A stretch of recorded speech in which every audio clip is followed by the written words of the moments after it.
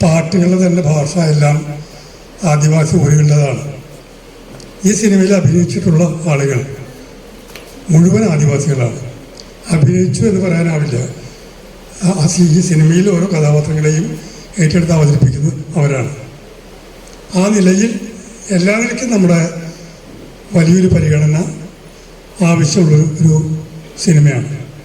സിനിമയുടെ പ്രമേയമാവട്ടെ ആദിവാസികൾ എങ്ങനെയാണ് നിരന്തരം ചൂഷണം ചെയ്യപ്പെടുന്നത് എന്ന യാഥാർത്ഥ്യത്തിലേക്ക് ഒട്ടും സുരക്ഷിതമല്ലാത്ത ഇടങ്ങളിൽ പാർക്കേണ്ടി വരുന്ന ആദിവാസികളുടെ ജീവിതത്തെയാണ് ഈ സിനിമ ആവിഷ്കരിക്കുന്നത്. പ്രിയനന്ദനാണ് സിനിമയുടെ സംവിധായകൻ എന്നുള്ളത് നമുക്കൊക്കെ ഏറ്റവും സന്തോഷകരമായ സംഗതിയാണ്. സിനിമ നമ്മൾ കണ്ടു, മുമ്പ് കണ്ടവരുണ്ടാവും. ഈ സിനിമ കണ്ടതിനെ കുറിച്ച് കണ്ട നമ്മുടെ ഒരു അനുഭവം എന്താണ് എന്ന് പറയുന്നതായിരിക്കും നല്ലത്. അതിനോട് പ്രതികരിച്ച സിനിമയ്ക്ക് നമുക്ക് സിനിമയെക്കുറിച്ച് സംസാരിക്കാം. പിന്നെ മറ്റൊരു കാര്യം അശോക് ഭൂഷണാണ്. ഈ സിനിമയുടെ മനോഹരമായ ആ ഫോട്ടോഗ്രാഫി നമുക്കറിയാം. സിനിമയുടെ ഓരോ ഇഞ്ചും ഒരു വലിയ ദൃശ്യാനുഭവമാക്കി പിന്നെ തന്നത് നമ്മുടെ അശോക് ഭൂഷണാണ്. പ്രിയൻ്റെ മകനാണ്. നമ്മൾ കണ്ടതിനെ കുറിച്ചൊന്ന് പറഞ്ഞാൽ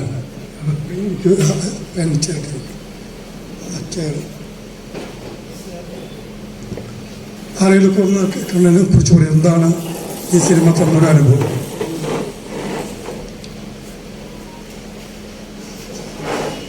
മയക്കണത് കൊടുക്കാവുന്നുണ്ടോ? കൊടുക്കാവുന്ന മയക്കുണ്ടോ?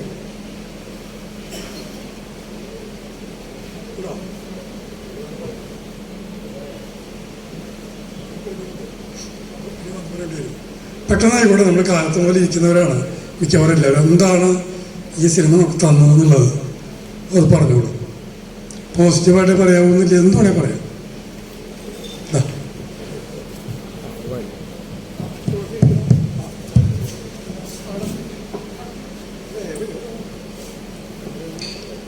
എൻ്റെ പേര് ശ്രീലത. പട്ടികജാതി പട്ടികവർഗ വികസന കോർപ്പറേഷനിലെ മാനേജർ എന്ന നിലയ്ക്ക് കേരളത്തിൽ 7 ജില്ലകളിൽ ജോലി ചെയ്തതാണ്.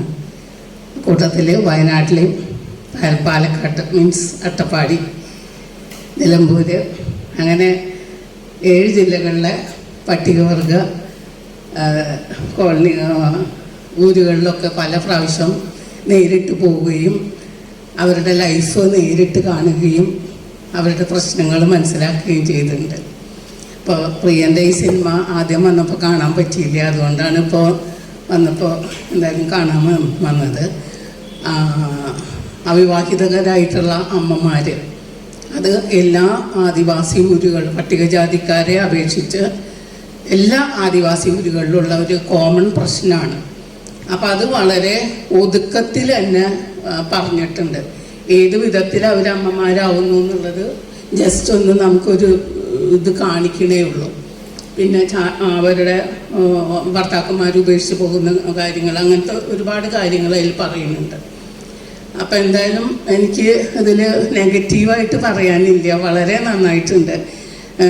പിന്നെ എനിക്കൊരു ഇത് തോന്നിയത് അവളിൽ നല്ലൊരു പോസിറ്റീവ് ഇത് കൊണ്ടുവരുന്നുണ്ട്. പഠിക്കണം, എൻ്റെ ആകാശങ്ങൾ, എൻ്റെ ആർക്കോ വേണ്ടിയിട്ട് നശിക്കാനുള്ളതല്ല എൻ്റെ ജീവിതം. ആ മറ്റേ കഥാപാത്രം ഉണ്ടല്ലോ, മുരുകി, നിശബ്ദയാണ്, അവളൊരു വാക്ക് പോലും പറയുന്നില്ല. വളരെ അർത്ഥഗർഭമായിട്ടുള്ള ഒരു മൗനമാണ് ആ കഥാപാത്രത്തിന് കൊടുത്തിട്ടുള്ളത്. അപ്പം അങ്ങനെ അവൾ ഫൈറ്റ് ചെയ്യുന്നുണ്ട്. പക്ഷേ എനിക്കതിൽ ചെറിയൊരു പാളിച്ച എന്ന് പറയാൻ പറ്റില്ല. ഒരു സംവിധായകൻ്റെ ഭാഗത്തുനിന്ന് ഒരു ചെറിയ ഇത് കണ്ടത്, ഒരു തവണയെങ്കിലും അവളുടെ ഒരു സ്കൂൾ സീൻ കാണിക്കേണ്ടതായിരുന്നു. ആ ഒരു ഇത് തോന്നി. ഒരു സംവിധായകൻ്റെ പോയിന്റ് ഓഫ് വ്യൂവിൽ ഒറ്റ പ്രാവശ്യം അവളുടെ ഇതിലെവിടെയോ പറയുന്നുണ്ട് 10ാം ക്ലാസ് പരീക്ഷ കഴിഞ്ഞിരിക്കുകയാണെന്ന് പറയുന്നുണ്ട്. പക്ഷെ ഒരിക്കലെങ്കിലും അവളുടെ ഒരു സീൻ കാണിക്കേണ്ടതായിരുന്നു തോന്നി. പിന്നെ എനിക്ക് ചോദിക്കാനുള്ളത്, എന്തുകൊണ്ടാണ് പ്രിയൻ ഇങ്ങനെ ഒരു ടോപ്പിക് എടുത്തത്? നമ്മൾ ആ കൂട്ടത്തിൽ നിന്ന് വന്ന ഒരു അവിവാഹിതയായിട്ടുള്ള ഒരു അമ്മ നേതൃനിരയിൽ വന്നു. അവരെ 3 രാഷ്ട്രീയ പാർട്ടികളും ഉപയോഗിച്ച് ഒന്നും അല്ലാണ്ടാക്കിയത് നമ്മുടെ മുന്നിൽ ഉദാഹരണമുണ്ട്. അപ്പം എങ്ങനെയാണ് പ്രിയൻ അങ്ങനെ ഒരു തീം എടുത്തതെന്നുള്ളത് അറിയാൻ ആഗ്രഹമുണ്ട്.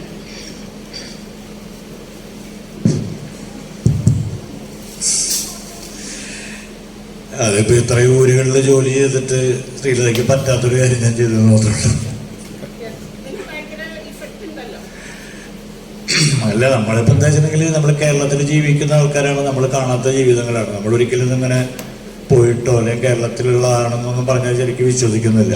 അപ്പോൾ എനിക്ക് തോന്നിയത് എന്താ വെച്ചിട്ടുണ്ടെങ്കിൽ ഇത് ഞങ്ങളുടെ വിധിയാണ് അല്ലെങ്കിൽ ഞങ്ങളുടെ പ്രശ്നങ്ങളാണ് എന്ന് ഏതൊരു സ്ഥലത്തുള്ള ആളുകളാണ് കരുതുന്നത്. അപ്പോൾ ഒരു സിനിമയിൽ മാത്രമായിരിക്കും ചിലപ്പോൾ ഇങ്ങനെ ഒരു കുട്ടി പ്രതികരിച്ചിട്ടുണ്ടാവുള്ളൂ, അതിൽ വേറെ അവർക്ക് അങ്ങനെ ഇത് ചെയ്യാൻ പറ്റിയിട്ടുണ്ടാവില്ല. അപ്പോൾ നമ്മളുടെ ഒരു അങ്ങനത്തെ അല്ലാത്തൊരു ജീവിതത്തെ എന്തുകൊണ്ട് നമുക്ക് പുറത്തേക്ക് എത്തിച്ചുകൂടാന്നുള്ളതാണ്. പലരും അതൊരു നമ്മൾ പറയില്ലല്ലോ, അല്ലെങ്കിൽ അതുമായി ബന്ധപ്പെട്ടിട്ടുള്ള കാര്യങ്ങളോ അല്ലെങ്കിൽ അതുമായിട്ട് ബന്ധപ്പെട്ട് നമ്മൾ കേരളത്തിൽ മറച്ചു വയ്ക്കപ്പെടുന്ന കുറേ കാര്യങ്ങളാണ്. അപ്പം അതുകൊണ്ട് അത് പറയാം, അത് അവരെ കൊണ്ട് തന്നെ ചെയ്യിക്കാമെന്ന് തീരുമാനിച്ചതാണ്. പിന്നെ നമ്മൾ കരുതുന്ന പോലെയല്ലല്ലോ. ഇപ്പം ഇതിൽ അഭിനയിച്ചതായാലും ഞാൻ കണക്കാക്കണത് എത്രയുള്ളൂ, ഈ ലോകത്തിലെ എല്ലാ മനുഷ്യരും നമ്മൾ തള്ളിക്കളയുന്ന മനുഷ്യരുടെ ഉള്ളിൽ ആർട്ടുണ്ട് എന്നുള്ളൊരു ബോധ്യമാണ്. നമ്മൾ സത്യത്തിൽ ഇന്ന വകുപ്പിൽപ്പെട്ട ആൾക്കാരാണ് അല്ലെങ്കിൽ അട്ടപ്പാടിക്കാർ അങ്ങനെയാണല്ലോ പറയാം. നിങ്ങൾ എന്തൊരു അട്ടപ്പാടിയാണോ, ഞാൻ പലതവണ പറഞ്ഞാണത്, നിങ്ങൾ എന്തൊരു അട്ടപ്പാടിയാണോ അല്ലെങ്കിൽ നിങ്ങൾ അട്ടപ്പാടിയിലേക്ക് സ്ഥലം മാറ്റും എന്നൊക്കെ പറയുമ്പോൾ നമ്മൾ ഏതോ ഒരു മോശപ്പെട്ട ഒരു ഇടത്തിലേക്ക് ആളുകളെ തള്ളിക്കൊണ്ടുപോകുന്നതാണ്. അങ്ങനെ നമ്മൾ പൊതുബോധം കണക്കാക്കുന്നൊരു സ്ഥലത്ത് അല്ലെങ്കിൽ പൊതുബോധത്തിലുള്ള സിനിമകളിൽ ഇപ്പോൾ ട്രൈബൽസിൻ്റെ ഒരുപാട് സിനിമകൾ നമ്മൾ വന്നിട്ടുണ്ട്, പല ഡയറക്ടേഴ്സും ചെയ്തിട്ടുണ്ട്. പക്ഷെ അവരൊക്കെ ഒരു മെയിൻ സ്ട്രീമിലുള്ള ആളുകൾ മാത്രമാണ്. അപ്പോൾ അതിന് കാരണം നമ്മുടെ മുഖ്യധാരയിൽ അല്ലെങ്കിൽ നമ്മളോട് എപ്പോഴും പറയുന്ന ഒരു കാര്യത്തിലുള്ള സിനിമ വിൽക്കാനുള്ളത് മാത്രമാണ്. അപ്പോൾ അതുകൊണ്ട് നമ്മുടെ പൈസ മുതലാക്കാൻ വേണ്ടിയിട്ടുള്ള കാര്യങ്ങൾക്കുള്ള ഒരു വിൽപ്പന ചേർക്കാന്നുള്ളൊരു ബോധ്യത്തിൽ നിന്നാണ് ഈ ആർട്ടിസ്റ്റുകളെ അങ്ങനെ വരുന്നത്. അപ്പോൾ ഞാനത്രേ ആലോചിച്ചുള്ളൂ, നമുക്കങ്ങനെ നോക്കാം എങ്ങനെ. അത് ഇന്നലെ നാളെ ആളുകൾ അത് കണ്ടെടുക്കുമെന്ന് എനിക്ക് തോന്നുന്നു.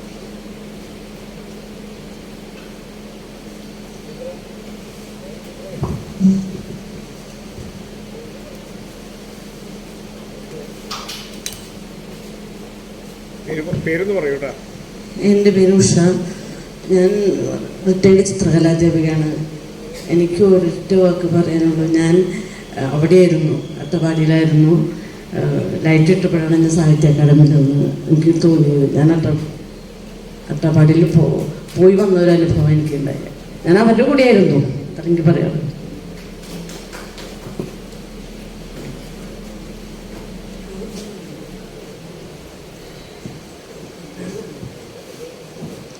എൻ്റെ പേര് രഹ്ന സുൽത്താൻ. ഞാൻ അധ്യാപികയായിട്ട് ജോലി ചെയ്യണം. എനിക്ക് ഈ സിനിമ കണ്ടപ്പോൾ തോന്നിയത്, നമ്മളൊരു മേക്കപ്പ് ഇട്ടിട്ട് പല വേഷങ്ങൾ ചെയ്യുന്ന ആൾക്കാർ വീണ്ടും വേറൊരു വേഷത്തിൽ വന്നിട്ട് നമ്മൾ ആ സിനിമ കാണുമ്പോൾ, സിനിമ നടിമാരൊക്കെ കാണുമ്പോൾ നമ്മുടെ മനസ്സിലേക്ക് വീണ്ടും അവരെ അഭിനയിച്ച നമ്മൾ ആദ്യം കണ്ട ഇഷ്ടപ്പെട്ട ഒരു കഥാപാത്രം ഇടയിലേക്ക് വരും. ചില സിനിമ കണ്ടുകൊണ്ടിരിക്കുമ്പോൾ നമ്മുടെ മനസ്സിങ്ങനെ വഴുതിപ്പോകുമെന്ന് എനിക്ക് തോന്നിയിട്ടുണ്ട്. നമ്മളിപ്പോൾ ഒരു കുഞ്ചാക്കോ ബോബൻ്റെ അല്ലെങ്കിൽ ആരെങ്കിലും ഒരു സിനിമ കണ്ടുകൊണ്ടിരിക്കുമ്പോൾ നമ്മൾ ആദ്യം കണ്ട് ഇഷ്ടപ്പെട്ട ഒരു കഥാപാത്രം അറിയാതെ നമ്മുടെ മനസ്സിലേക്ക് വരും. ഇപ്പോൾ നിവിൻ പോളി ആയാലും ആരായാലും. പക്ഷേ ഈ സിനിമ കണ്ടുകൊണ്ടിരുന്നപ്പോൾ ശരിക്കും ഒരു ഒറിജിനാലിറ്റി ഫീൽ ചെയ്തു. അതായത് ജീവിക്കുന്ന ജീവിതം തന്നെ ഒരു മേക്കപ്പ് ഇല്ലാതെ അവർ നമ്മുടെ മുമ്പിൽ അഭിനയിച്ചു കാട്ടുന്നു. ഇപ്പോൾ അടുത്തത് ചേച്ചി പറഞ്ഞ പോലെ അട്ടപ്പാടിയിലായിരുന്നു മനസ്സുകൊണ്ട് നമ്മളെല്ലാവരും എന്നെനിക്ക് തോന്നുന്നു കുറച്ച് സമയത്തേക്ക്. പിന്നെ സത്യത്തിൽ സാറ് ഇവിടെ ഇരിക്കണമെന്ന് പറഞ്ഞപ്പോൾ ഞാൻ ആലോചിച്ചു, ഇങ്ങനൊരു ചിന്ത സാറിന് വന്നപ്പോൾ എത്രമാത്രം ആഴത്തിൽ ചിന്തിക്കുന്നുണ്ടാവും. കാരണം ഇന്നാളൊരു ദിവസം കേട്ടിരുന്നു, വയനാട്ടിൽ തന്നെ ഡ്രസ്സ് ഉപയോഗിക്കാത്ത ഒരു വിഭാഗമുണ്ട് എന്ന് ഒരു യൂട്യൂബിൽ ഇങ്ങനെ കണ്ടിരുന്നു. അപ്പോൾ അവരെയൊക്കെ നമ്മളിങ്ങനെ കേൾക്കുന്നതുള്ളൂ. ഇതുപോലെ കഥാപാത്രങ്ങളായിട്ട് കൊണ്ടുവരുമ്പോൾ ഈ പ്രിയൻ സാറിനെ പോലുള്ള ആൾക്കാർ നമ്മുടെ മനസ്സിലേക്ക് കൊണ്ടുവരുന്ന ചിന്തകളും ആഴത്തിലുള്ള അനുഭവങ്ങളും അത് പറഞ്ഞറിയിക്കാൻ പറ്റാത്തതാണ്. പക്ഷെ എനിക്ക് ഈ സിനിമ കണ്ടപ്പോൾ ഒരു സംശയം വന്നത്, അവസാന ഭാഗത്തിൽ ആ കുട്ടി വിദ്യാഭ്യാസത്തിന് പ്രാധാന്യം കൊടുത്തുകൊണ്ട് ഉയർന്ന ചിന്താഗതിയിൽ ചിന്തിക്കുമ്പോൾ, ആ മുകളിൽ കയറി നിൽക്കുമ്പോൾ ഉയർന്ന ചിന്താഗതി തന്നെയാണ് അത് നമ്മുടെ മനസ്സിലേക്ക് ഇടുന്നത്. പക്ഷെ അവരുടെ വസ്ത്രം, അതുവരെയും അവരൊരു ആദിവാസിയുടെ വസ്ത്രമായിരുന്നില്ല ധരിച്ചിരുന്നത്, ചുരിദാറായിരുന്നു. എൻ്റെ മനസ്സിൽ തോന്നിയൊരു സംശയമാണ്. പിന്നെ ഉയർച്ചയിലേക്ക് പോകുന്ന അവരെ വീണ്ടും ആ ആദിവാസിയുടെ വസ്ത്രത്തിലേക്ക് മാറ്റിയത് എന്താണ് എന്ന് എനിക്ക് മനസ്സിലായില്ല. ഒരു പക്ഷെ എൻ്റെ കുറവായിരിക്കാം, അത് ഒന്ന് അറിഞ്ഞാൽ കൊള്ളാമെന്ന് തോന്നി. നമ്മളാണ് നമ്മൾ കടന്നു കയറിയതാണ്. അവരുടെ സ്വത്വബോധത്തിലേക്ക് അവർ ഉയർന്നു വന്നെന്ന് മാത്രം ഞാൻ അതിൽ കണക്കാക്കിയിട്ടുള്ളൂ. ബാക്കി വസ്ത്രങ്ങളൊക്കെ നമ്മൾ കൊണ്ട് അടിച്ചേൽപ്പിച്ചതല്ലേ. അപ്പോൾ അതുകൊണ്ട് അവരവർ തനതായിട്ട് നോട്ട് ചെയ്യുന്ന കാര്യത്തിലാണ്. നമ്മൾ ഏതൊക്കെ തരത്തിൽ പോയാലും അവരവരുടേതായിട്ടുള്ള സ്വത്വം കൈവിടേണ്ട കാര്യമൊന്നുമില്ല. ഓരോ മനുഷ്യരും നമ്മളിങ്ങനെ ഓരോ ഇതിലേക്ക് കയറി വന്നിട്ട് അവരുടെ സംസ്കാരത്തെ വിട്ട് കളയേണ്ടതെന്ന് മാത്രമേ ഉള്ളൂ. ഓരോ മനുഷ്യർക്ക് അവരുടെ സംസ്കാരമുണ്ട്. അപ്പോൾ ആ സംസ്കാരം ഉയർത്തിപ്പിടിച്ചിട്ട് കുട്ടി പറക്കണ്ടേന്നാണ് ആലോചിച്ചിട്ടുള്ളൂ. എന്തിനാ വേറെ ആളുകളുടെ വസ്ത്രം ഇട്ട് പോണത്? അത് നമ്മൾ തന്നു പോണതല്ലേ. എൻ്റെ പേര് നിസാനി സാറ്, കൊടുങ്ങല്ലൂരാണ്, വീട്ടമ്മയാണ്. ചെറിയ രീതിയിൽ എഴുതി വരുന്നത്. ഞാൻ ശരിക്കും പറഞ്ഞാൽ അത് അവരുടെ ആദിവാസികളോട് ചെറിയൊരു അസൂയ തോന്നി. കാരണം പ്രകൃതി സൗന്ദര്യം എത്രയും നമ്മളെക്കാളും എന്താ പറയുക അങ്ങേറ്റം ആസ്വദിച്ചിട്ട് ജീവിക്കാൻ കഴിയുന്ന ഒരു മനുഷ്യൻ തന്നെയാണ് അവരല്ലേ. ഞാൻ ആ കഥകളിലൂടെ സഞ്ചരിക്കുകയും ആ പ്രകൃതി സൗന്ദര്യത്തിലൂടെയും ജീവിക്കുകയായിരുന്നു ഈ 1.5 മണിക്കൂർ. അത്രക്കും അത് ആ പ്രകൃതി സൗന്ദര്യം ഒപ്പിയെടുത്ത ആൾക്കാരെ അഭിനന്ദിക്കാതിരിക്കാൻ വയ്യ എന്നാണ് പറയുക. അത്ര മനസ്സ് തുറന്നിട്ട് ഞാൻ പറയാം, അത്രക്കും ഞാൻ ജീവിക്കായിരുന്നു. എനിക്ക് അസൂയ തോന്നായിരുന്നു. അത്ര മനോഹരമായിട്ടുണ്ട്. പിന്നെ ആ കുട്ടിയുടെ പാപ്പ, ആ കുട്ടി ശരിക്കും അതിജീവനത്തിന് വേണ്ടി പോരാടുന്ന നല്ലൊരു പെൺകുട്ടിയായിട്ടാണ് തോന്നിയത്. കാരണം അവളുടെ ചുറ്റുപാടുള്ള സമൂഹത്തിൽ നടപാടുന്നതിനെതിരെ ജീവിതത്തിലേക്ക് ഉയർന്നു വരണമെന്നുള്ള നല്ലൊരു കാഴ്ചപ്പാടുള്ള കുട്ടിയായിട്ട് തോന്നി. അതേ രീതിയിൽ അവളെ സത്വബോധം വിടാതെ തന്നെ ഉയർന്നതായിട്ടുമാണ് ഞാൻ ആ ഫിലിമിൽ ദർശിച്ചിട്ടുള്ളത്. അതുപോലെ മറ്റേ കുട്ടി നമ്മൾ ആദിവാസികളെ ജീവിതത്തിനെ കുറിച്ച് വായിച്ച പോലെ പിങ്കി, അവള് ആ രീതിയിലും അവതരിപ്പിക്കാൻ ഒരാളെ കണ്ടെത്തി എന്നുള്ളത് ആ സിനിമന്റെ ഒരു വിജയമായിട്ട് തന്നെ കാണുന്നു. കാരണം ഈ ആദിവാസികളുടെ ഇടയിൽ നടപാടുന്ന ജീവിതശൈലിയെ ഒട്ടും എന്താ പറയാ അതിലൊട്ടൊരു ശൂന്യത വരുത്താതെ, അല്ലെങ്കിൽ ആ ജീവിതത്തിന് ഒരു കളങ്കം പോലും ഒരു പോറൽ പോലും ഏൽപ്പിക്കാതെ അത് അതേ രീതിയിൽ നമ്മുടെ മുമ്പിൽ പിങ്കി അവതരിപ്പിച്ചു എന്നുള്ളതും സിനിമയുടെ വിജയമായിട്ട് തന്നെ ഞാൻ കാണുന്നു. Thank you.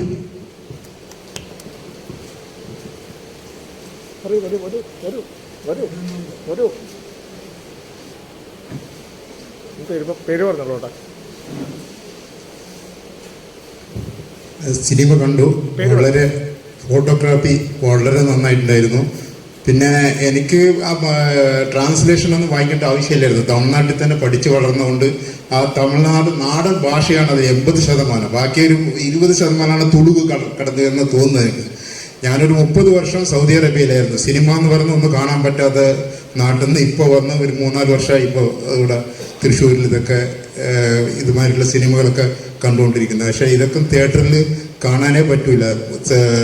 പ്രിയന്ത സാറ് സാമ്പത്തികമായിട്ട് ഉണ്ടാക്കാൻ വേണ്ടി എടുത്ത സിനിമയല്ലാന്ന് തോന്നുന്നത്. ഇപ്പോഴത്തെ സിനിമയിൽ 5 കൊല 6 കൊല ഇതാണ് സിനിമ മുഴുവനും കാണിച്ചുകൊണ്ടിരിക്കുന്നത്. ഇതൊക്കെയാണ് നടന്നുകൊണ്ടിരിക്കുന്നത്. പക്ഷേ ഈ സിനിമയിൽ വളരെ ഒരു പഠിക്കണമെന്നുള്ള ഒരു ആഗ്രഹത്തിലെ കുട്ടി വളരെ ഇതായിട്ട് പോകുന്നതാണ് കാണുന്നത്. ഇന്ന് അല്ല ആദിവാസികളുടെ ഊരുകളിൽ ചെറുപ്പത്തിൽ തന്നെ 15 വയസ്സിൽ തന്നെ കുട്ടികളായിട്ടുള്ള കഥകളൊക്കെ നമ്മൾ പുസ്തകത്തിലൊക്കെ വായിച്ചിട്ടുണ്ട്. അതുപോലെ ഈ വേറൊരു കുട്ടീനോട് ഈ കുട്ടി പറയുന്നുണ്ട്, ഒരു കുട്ടിയായിട്ട് നിൽക്കുന്ന കുട്ടീനോട് പാപ്പ പറയാണ്, നീ എത്ര നല്ലോണം പാടുമായിരുന്നു, എത്ര നല്ലോണം പഠിക്കുമായിരുന്നു, നിന്നെ ടീച്ചർക്ക് വളരെ ഇഷ്ടമായിരുന്നു. ആ കുട്ടിയുടെ മുഖത്ത് ഒന്നും പറയാൻ പറ്റാത്ത സ്ഥിതിയാണ്. പക്ഷെ വളരെ നന്നായിരുന്നു സിനിമ. 1 മണിക്കൂർ 1.25 മണിക്കൂർ പോയത് അറിഞ്ഞില്ല.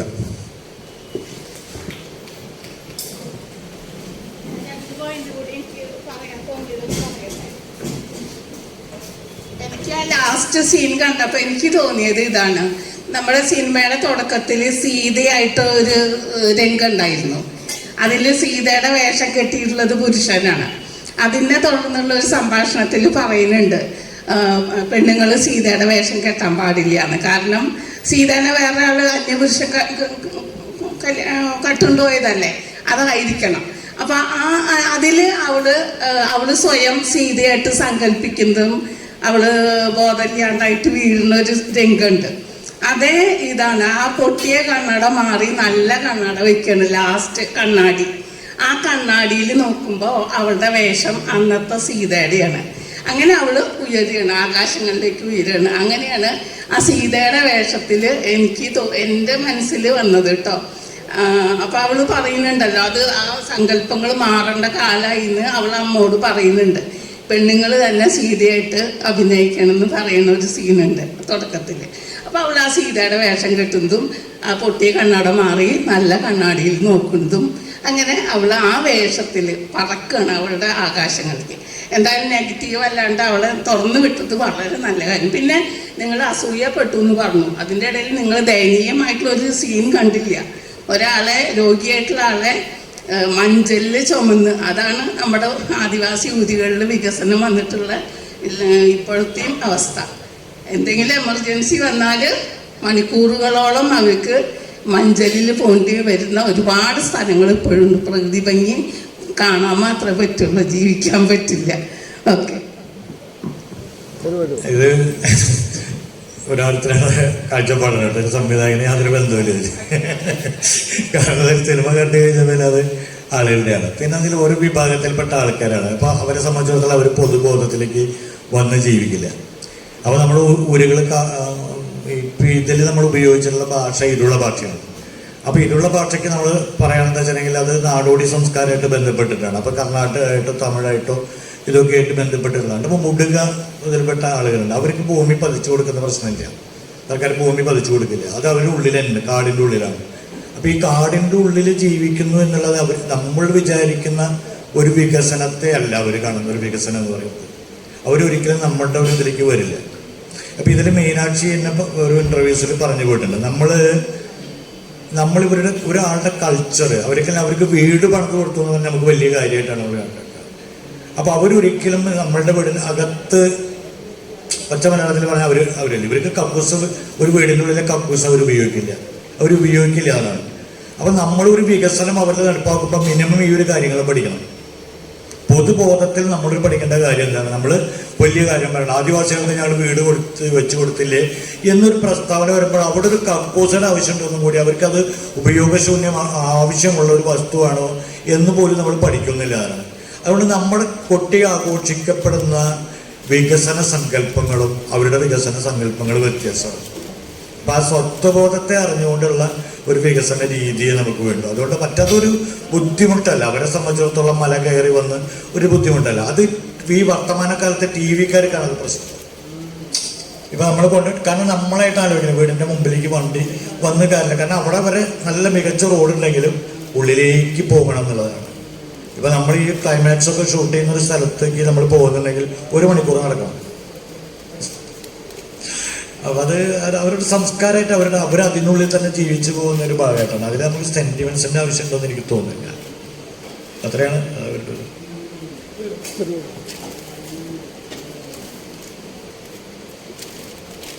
പേര് പറയൂട്ടാ.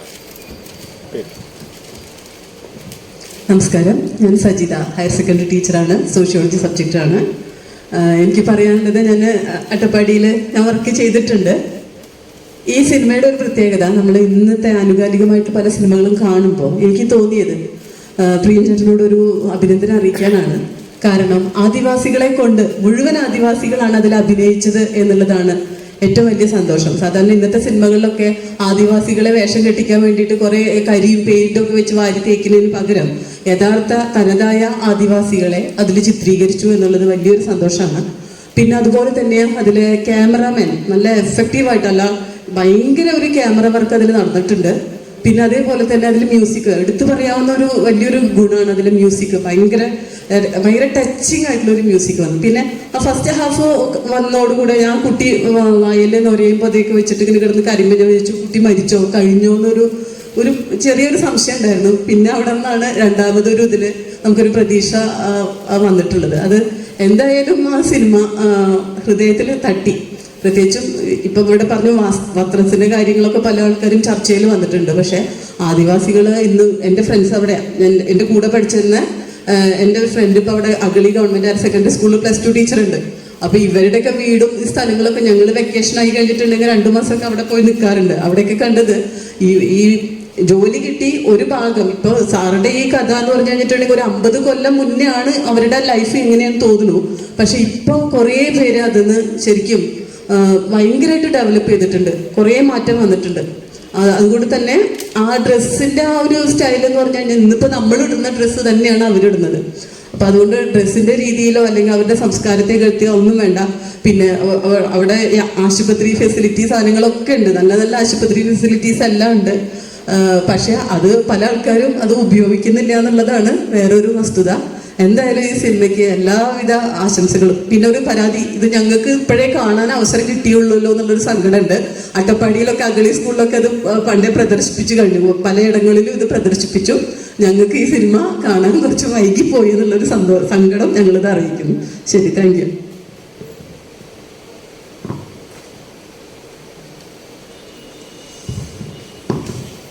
എല്ലാവർക്കും നമസ്കാരം. ഒരുപാട് കാലമായിട്ട് കാണാൻ ആഗ്രഹിച്ചത് ഇപ്പോഴാണ് കാണാനായിട്ട് ഭാഗ്യം ലഭിച്ചത്. പിന്നെ വളരെ നല്ലൊരു ക്രാഫ്റ്റായിട്ട് എനിക്ക് തോന്നി. പ്രത്യേകിച്ച് അവിടുത്തെ ആ തനത് അവതരണം, ഇപ്പോൾ നേരത്തെ പലരും സംസാരിച്ച പോലെ തന്നെ ചമയങ്ങളുടെയും കൂട്ടുകെട്ടില്ലാതെ തനി നാടൻ അവരുടേതായ ഒറിജിനൽ ശൈലിയിലെ അവരെ പകർത്തി വെച്ചു എന്നുള്ളതാണ്. അപ്പോൾ അത് നമുക്ക് വളരെയധികം മനസ്സിന് അല്ലെങ്കിൽ കാഴ്ചയ്ക്ക് അനുഭവത്തിന് ഒക്കെ നൽകുന്ന ഒരു കാഴ്ചയാണ് ഈ സിനിമ ഉണ്ടായത്. പിന്നെ എനിക്കിതിങ്ങനെ കണ്ടു വന്നപ്പോൾ ഈ കുട്ടി ഗർഭിണിയായതിനു ശേഷം ഗർഭം അലസിക്കാനായിട്ട് നാട്ടുവൈദ്യന്മാരുടെ അടുത്ത് പലയിടത്തും പോകുന്നുണ്ട്. അതാണ് ഒരു ഡൗട്ട് എനിക്ക് തോന്നുന്നത്. ആ നാടൻ രീതികളൊന്നും ഫലിച്ചില്ല എന്നുള്ളതാണ്. രണ്ട് വൈദ്യന്മാരെ കാണുന്നു, മരുന്നുകൾ പൂർണ്ണമായി കഴിക്കുന്നുണ്ട്. എന്നിട്ടും ഈ പച്ചമരുന്നുകൾ കഴിക്കുന്നതിൻ്റെ ഫലം കാണാതെ പിന്നൊരു മന്ത്രവാദത്തിലാണ് അത് കൂടുതൽ അക്രമകാരിയായ ഒരു മന്ത്രവാദി. അപ്പോഴാണ് അതില്ലാതെ എന്താ പറയുക, മർദ്ദനത്തിൻ്റെ ശക്തി കൊണ്ട് ഗർഭം അലസിപ്പോയതാണ്. പക്ഷെ എന്നിരുന്നാലും അതിലൂടെയാണ് ആ കുട്ടിക്ക് മോക്ഷം അല്ലെങ്കിൽ അതിൽ നിന്നൊരു രക്ഷ ലാസ്റ്റ് ഉണ്ടായതെന്നൊരു ആശയത്തിനോട് എനിക്കിങ്ങനെ ഒരു ഡൗട്ട് തോന്നി. അതൊന്ന് വിശദീകരിക്കാം. അത് എന്ന് പറഞ്ഞാൽ മന്ത്രവാദം കൊണ്ടല്ലാന്നല്ലോ ഒരു മരുന്ന് കഴിക്കുന്നുള്ളൂ. മരുന്ന് കഴിച്ചതിൻ്റെ പുറത്താണ്. ഞാൻ മന്ത്രവാദം കൊണ്ടാണെന്ന് ഞാൻ ഒരു കാരണവശാലുമില്ല, അതുമായിട്ടൊരു ഭാഗമായിട്ട് വന്നു എന്ന് പറഞ്ഞുള്ളൂ. ഞാനൊരിക്കലും പറഞ്ഞിട്ടില്ല. അത് തെറ്റിദ്ധരിക്കപ്പെട്ടതെന്നുണ്ടെങ്കിൽ അത് ചിലപ്പോൾ എൻ്റെ കുറവായിരിക്കാം. പക്ഷെ അതൊരു മന്ത്രവാദം കൊണ്ടാണ് ഗർഭലസിംഗ് ഒരു കാരണത്താലും ഞാനത് സ്ഥാപിക്കപ്പെട്ടിട്ടില്ല. അങ്ങനെയില്ല. അതും കൂടി എൻ്റെ ഒരു കാരണമുണ്ടോ, ഒപ്പത്തിന് അങ്ങനൊരു ഉണ്ടാവാം. പക്ഷെ മന്ത്രവാദം കൊണ്ടാണെന്ന് ഒരിക്കലും ഞാനത് സ്ഥാപിക്കപ്പെട്ടിട്ടില്ല. സിനിമയിലോ അത് എൻ്റെ ഒരു ഒറ്റ കാഴ്ചയോടെ ചിലപ്പോൾ പ്രശ്നമാവും. ഒരു കാരണവശാലും അത് വന്നില്ല. അതതിൻ്റെ ഒരു നിമിത്തം പോലെ അങ്ങനെ സംഭവിച്ചു പോയെന്ന് മാത്രമേ ഉള്ളൂ.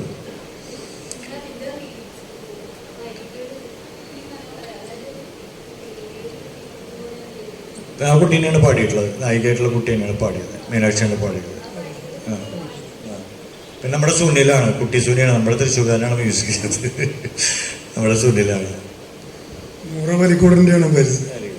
രമേശ് മാർക്കി രണ്ടാളുണ്ട്. അതങ്ങനെ സ്ഥാപിക്കത്തില്ല കേട്ടോ, ഞാനത് സമ്മതിച്ചു തരില്ല. അത് തോന്നാൻ വേണമെങ്കിൽ അതിൻ്റെ ഭാഗമായിട്ട് അത് കുഴപ്പമില്ല. ഞാനിങ്ങനെ പറഞ്ഞു എന്നുള്ളത്. ആളുകൾ എങ്ങനെ വേണമെങ്കിൽ കൺസീവ് ചെയ്യാം. സംവിധാനം പടം കഴിഞ്ഞ് കഴിഞ്ഞാൽ പിന്നെ ഡയറക്ടറായി പോയി. കാരണം അത് നമ്മൾ വായിച്ചെടുക്കാറുണ്ട്. അപ്പോൾ ഓരോരുത്തർ കവിത ഇടുന്ന പോലെയാണ്. ഞാൻ എങ്ങനെ ഉൾക്കൊള്ളുന്നു, എങ്ങനെ വായിച്ചെടുക്കുന്നു എന്നുപോലെയാണ് അത്. നമ്മൾ മുഴുവൻ അതിൻ്റെ പറയേണ്ട കാര്യമില്ല. ചില സാധ്യതകളായിട്ടുണ്ടാവാം അങ്ങനെയാണ്. അതല്ലെങ്കിൽ നമ്മൾ സ്കൂൾ കാലഘട്ടമൊക്കെ വന്നു കഴിഞ്ഞാൽ പിന്നെ ഇവർക്ക് യാത്ര പറ്റില്ല. അത് മുടക്കായിട്ടുള്ളൊരു ബന്ധപ്പെട്ടാണ്. അതല്ലെങ്കിൽ അവർ സ്കൂള് കാര്യങ്ങൾ അതിൻ്റെ ഒരു രീതി ഞാൻ മുൻപത്തെ ഇതിൽ പറയുന്നത്. അപ്പം സ്കൂള് കാണിക്കാം എന്ന് പറയുകയാണെങ്കിൽ പിന്നെ ഈ ഒരു പീരീഡ് കിട്ടില്ല അവർക്ക്. അത് വെക്കേഷൻ പീരീഡ് ആയതുകൊണ്ടാണ് അങ്ങനെ അവർക്ക് സഞ്ചരിക്കാനും അതിനൊക്കെയുള്ള സ്വാതന്ത്ര്യം കിട്ടുള്ളൂ. അത് മറ്റേ രീതിയിൽ സ്കൂൾ വന്നു കഴിഞ്ഞാൽ പിന്നെ ഇവർക്ക് ഈ ഒരു സ്വാതന്ത്ര്യം കിട്ടില്ല, ഈ ഫ്രീഡം ഉണ്ടാവില്ല. അപ്പോൾ അതിൻ്റെ വ്യത്യാസമുണ്ട്. അപ്പോൾ അതുകൊണ്ടാണ് ഈ ഒരു കഥയ്ക്ക് വേറെ തരത്തിലുണ്ടാക്കുന്നൊരു ജർക്ക് വരാതിരിക്കാൻ വേണ്ടിയിട്ടാണ് സ്കൂള് ഒഴിവാക്കിയത്. അപ്പം അതിൻ്റെ ഒരു വേറെ ചിലവ് ഇതൊന്നുമില്ല. പിന്നെ ടീച്ചർ പറഞ്ഞ പോലെ ഈ സിനിമ കാണാൻ വൈകുന്നതാണ് നമ്മുടെ പ്രശ്നം വരുന്നത്. ഇപ്പം നിങ്ങളൊരു സിനിമ ഉണ്ടാക്കിയിട്ട് ഇപ്പോൾ 3 വർഷമാകുമ്പോഴാണ് 2025. അപ്പോൾ അതുകൊണ്ട് എന്താ വെച്ചിട്ടുണ്ടെങ്കിൽ ഇത്തരം സിനിമ ചെയ്യുന്ന മനുഷ്യരെ സംബന്ധിച്ചിടത്തോളം നമ്മൾ തിരസ്കൃതമായിട്ട് പോകണം. കാരണം സ്റ്റാറില്ല, ആളുകളില്ല, മറ്റുള്ളവർക്ക് വേണ്ട എന്ന് പറയുമ്പോൾ സത്യത്തിൽ തോൽക്കുന്നത് എന്നറിഞ്ഞുകൊണ്ടാണ് നമ്മൾ ഇത്തരം കാര്യങ്ങൾ ചെയ്യുന്നത്. അപ്പോൾ ഇത്തരം വരുന്ന ഒരു വർക്കുകളെ പൊതുസമൂഹം പൊതുയിടം തിരസ്കരിക്കപ്പെടുകയാണ്. എന്തിനാണ് നമ്മളാണ് പലപ്പോഴും വ്യാജമായിട്ട് പറയുകയാണ് ഇവിടെ നല്ലത് ഉണ്ടാവുന്നില്ലല്ലോ, നല്ല അറ്റംപ്റ്റ് നടക്കുന്നില്ലല്ലോ എന്ന് നമ്മൾ 90% ഈ സോഷ്യൽ മീഡിയ വഴി നമ്മൾ അടിച്ചു വിടും. പക്ഷെ നമ്മൾ 90% അടിച്ചുമതി പാരലൽ മൂവ്മെൻറ്റ് ആവശ്യമില്ല. ഒരു പഞ്ചായത്തിലൊരു ഷോ കളിച്ചു കഴിഞ്ഞാൽ ഇങ്ങനത്തെ 100 സിനിമ എനിക്ക് ഉണ്ടാക്കാൻ പറ്റും. ഒരു ഷോ ആകുന്ന അത്രേ ഉള്ളൂ. വലിയ ഭാരിച്ച പണിയല്ല എന്നാണ് ഇവിടുത്തെ അത്രയധികം സംഭവമുണ്ട്. ഒരു പഞ്ചായത്തിൽ 1000 ചില്ലാനം പഞ്ചായത്തുണ്ട്. അവിടെ ഒരു ഷോ നടന്നാൽ മതി ഈ പാരലൽ മൂവ്മെൻറ്റ് കാര്യം നടക്കുന്നതാണ്. അത് ഭയങ്കരമായിട്ട് ബുദ്ധിമുട്ടിയിട്ടുള്ള ഒരു പ്രയോജനം തോന്നുന്നില്ല. അപ്പോൾ നമ്മൾ ഇങ്ങനെ അവിടെ നമ്മളുടെ ചരിത്രത്തിലും കാലത്തിലൊക്കെ നമ്മൾ പറയുന്നത് ഇങ്ങനെ ഒറ്റപ്പെട്ട ചില മനുഷ്യരും കാര്യങ്ങൾ നിലനിന്ന് പോകുന്നുണ്ട്, സംസ്കാരം നിലനിന്ന് പോകുന്നുണ്ട്. അതുകൊണ്ട് ഇങ്ങനെയും സിനിമയുണ്ട്. അത് ഈ ആകാശത്തിരിക്കുന്ന താരങ്ങൾക്ക് വേണ്ടി മാത്രമുള്ള ഒന്നല്ല, അവരുടെ മാത്രം കാര്യമല്ല എന്ന് നമ്മൾ വീണ്ടും വീണ്ടും പറഞ്ഞുകൊണ്ടിരിക്കുകയാണ്. അത്രേ ഉള്ളൂ. അതാണ് ടീച്ചറെ എൻ്റെ ഏറ്റവും വലിയ കാര്യം. അപ്പോൾ നിങ്ങൾ ശ്രമിക്കുന്നില്ല എന്നുള്ളതാണ്. നിങ്ങളുടെ സ്കൂളിൽ കുട്ടികളെ സിനിമ കണ്ടേന്ന് ഒന്ന് വിചാരിക്കുന്നില്ല എന്ന് മാത്രമേ ഉള്ളൂ. അപ്പോൾ സിനിമ ഇങ്ങനെ വരുന്ന ഒരുപാട് സിനിമകളുണ്ട്, കുറേ സിനിമകളുണ്ട് ഈ പാരലൽ മൂവ്മെൻറ്റിൽ.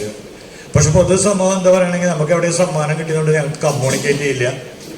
അപ്പം എൻ്റർടൈൻമെൻറ്റ് എന്നുള്ളൊരു മെയിൻ അജണ്ടയാണ് നമ്മൾ വരുന്നത്. ഇപ്പം നമ്മൾ ഏതെങ്കിലും സ്ഥലത്ത് തന്നെ ഇപ്പം നമ്മൾ പ്രാദേശികമായിട്ട് ഒരു ചലച്ചിത്രമേള തുടങ്ങിയ അവിടെ ആദ്യത്തെ സിനിമ കളിപ്പിക്കും, ഉണ്ണിയാർച്ച കളിപ്പിക്കാൻ ആളുണ്ടാവുമല്ലോ എന്നുള്ള കൂടുതൽ ആളെ കിട്ടുമോ എന്നുള്ളതാണ്. അതാണ് ഈ ആളുകൾ ചോദിക്കുക. അപ്പം അത് നമുക്ക് എല്ലാവർക്കും അപ്പം അതൊക്കെയാണ് ചില പ്രശ്നങ്ങൾ വരുന്നത്. അത് കുഴപ്പമില്ല.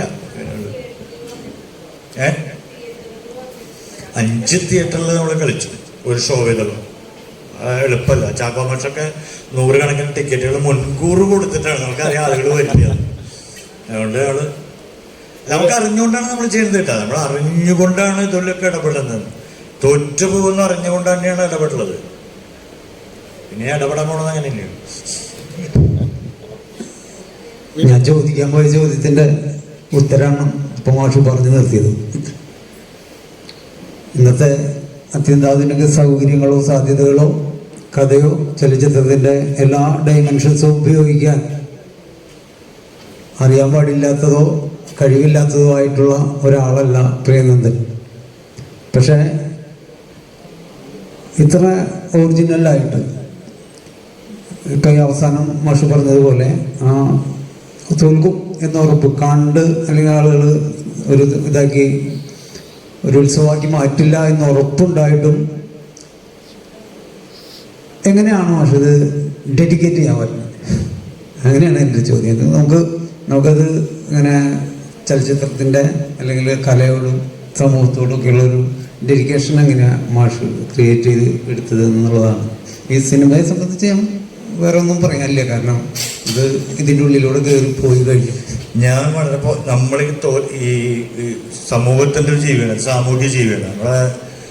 അപ്പോൾ നമ്മൾക്ക് വരുമ്പോൾ എന്താ വെച്ചാൽ എൻ്റെ മുമ്പിലുള്ള മാതൃകകളാണ്. ഞാൻ ഏറ്റവും ആദ്യം സിനിമ പഠിക്കാൻ ഒരാളുടെ അടുത്ത് ചെന്ന് ചോദിച്ചപ്പോൾ KR മോഹനോട് ചോദിച്ചത് എന്താ വെച്ചാൽ എൻ്റെ സിനിമ അധികം ആൾക്കാരൊന്നും കണ്ടിട്ടൊന്നുമില്ല, തിയേറ്ററിൽ അധികം ഓടിയിട്ടൊന്നുമില്ല, അതുകൊണ്ട് നീ എന്തിനാ എൻ്റെ കൂടെ നിന്ന് പഠിക്കണത് എന്നുള്ളതാണ് ചോദിച്ചിട്ടുള്ളത്. അപ്പോൾ നമ്മളെ സംബന്ധിച്ചിടത്തോളം അങ്ങനെ കുറേ മാതൃകകളുണ്ട്. ഇപ്പോൾ അശോകൻ ചെരുവിൽ ഇവിടെ വന്നിട്ട് ഞാൻ അശോകൻ ചെരുവിനെ കാണാൻ രജിസ്റ്റേർഡ് ഓഫീസിൽ പോയിട്ട് അശോകട്ട് അവിടെ ഉണ്ടോ എന്ന് ചോദിച്ച സമയത്ത് പറഞ്ഞത് ആളെ കണ്ടിട്ട് കാര്യം നടക്കില്ലേ, കാരണം കാര്യം നടക്കണേ ഇന്നുണ്ടോ. അപ്പം ഇങ്ങനെ കുറേ ആൾക്കാരുണ്ട്. ഇപ്പോൾ രാവണേട്ടൻ നമ്മൾ പരിചയപ്പെടുന്ന കാലത്ത് ഞാൻ സിനിമാക്കാരനായിട്ടൊന്നുമല്ല. അപ്പം ഈ നമ്മളെ സംബന്ധിച്ചിടത്തോളം ബോധം കൊണ്ട് നടക്കുന്ന ഒരുപാട് മനുഷ്യരുണ്ട്. അപ്പം നമ്മൾ വഴി തെറ്റിച്ച് പോയിട്ടുള്ള ആൾക്കാർ സത്യത്തിൽ ഇവരൊക്കെയാണ്. അതുകൊണ്ട് നമ്മൾ ഇതിന് ഒന്നിച്ചിരിക്കുന്നു എന്നുള്ളതാണല്ലോ. അപ്പം നമ്മൾ കാവശ്യകയുടെ ഭാഗമായിട്ട് ഒന്നിച്ചിരിക്കുന്നതിൻ്റെ ഏറ്റവും പ്രധാനപ്പെട്ട കാര്യം എന്ന് പറഞ്ഞാൽ ഇങ്ങനെ ഒന്നിച്ചിരിക്കുന്ന ഒരു സമൂഹത്തെയാണ് നമ്മൾ തിരിച്ചു പിടിക്കേണ്ടത്. നമ്മൾ വേർപ്പെടുത്താൻ ശ്രമിക്കുന്നതിൻ്റെ ഇടയിൽ ഒന്നിച്ചിരുത്താൻ പറ്റുന്ന ഇതാണെന്നുള്ളതാണ് ഞാൻ കണക്കാക്കണം. അതുകൊണ്ട് ഇതൊരു പരാജയമായിട്ടൊന്നും എനിക്ക് തോന്നുന്നൊന്നുമില്ല. അതുകൊണ്ട് എന്താ വെച്ചിട്ടുണ്ടെങ്കിൽ ഇതിന്ന് 1 കോടിക്കണക്കിന് രൂപ മുതൽ മുടക്ക് കിട്ടും, അല്ലെങ്കിൽ ലാഭം പ്രതീക്ഷിച്ചുള്ളത്. ഇത് കളിക്കാൻ ആളുകളുടെ ഇടയിലൊന്നും പറ്റിയിരുന്നെങ്കിൽ അടുത്ത സിനിമയ്ക്ക് വേണ്ട ഒരു ഊർജ്ജം ഉണ്ടാവും എന്നുള്ളതാണ് നമ്മളിങ്ങനെ ആലോചിച്ച് പോകുന്നത്. അത് പഴകിപ്പോകുന്ന എനിക്ക് തോന്നണില്ല. അത് എല്ലാ കാലത്തായിട്ട് അത് സംഭവിക്കട്ടെ. ചില കാര്യങ്ങൾ പിന്നീടായിരിക്കും നമ്മൾ അതിൻ്റെ ഒരു സിനിമ വിലയിരുത്തുമ്പോൾ ഒക്കെ ആ കാലം മാത്രമല്ല. അപ്പം എനിക്ക് ബന്ധമുള്ള പവിയേട്ടനായാലോ അല്ലെങ്കിൽ അവർ രവിയേട്ടനായാലോ മോഹനേട്ടനായാലോ ഒക്കെയുള്ള ഒരു കാലത്തുനിന്ന് വരുന്നത് അവർ ആ ഒരു മെയിൻ സ്ട്രീമിനെ സ്വപ്നം കണ്ടിട്ടല്ല. അതിൻ്റെ ഒരു ആഡംബര ജീവിതം, സിനിമയുടെ ഒരു ആഡംബര ജീവിതം സ്വപ്നം കണ്ടിട്ടല്ല. പക്ഷെ സിനിമ എപ്പോഴും മുതലാളിത്തത്തിൻ്റെ കലയാണ്. പണം വേണം. പണമില്ലാതെ നമുക്കൊരു ദിവസം പോലും ഷൂട്ട് ചെയ്യണമെങ്കിൽ തിയേറ്റർ പോലെ നമുക്കത് ഇത് ചെയ്യാൻ പറ്റില്ല. അതിൻ്റെ ഒരു 100 ഇരട്ടി പൈസ ഉണ്ട്. ഒരു നല്ല നാടകം ഉണ്ടാക്കുന്നതിന് 100 ഇരട്ടി പൈസ ഇതിന് വേണമെന്നുള്ളതാണ്.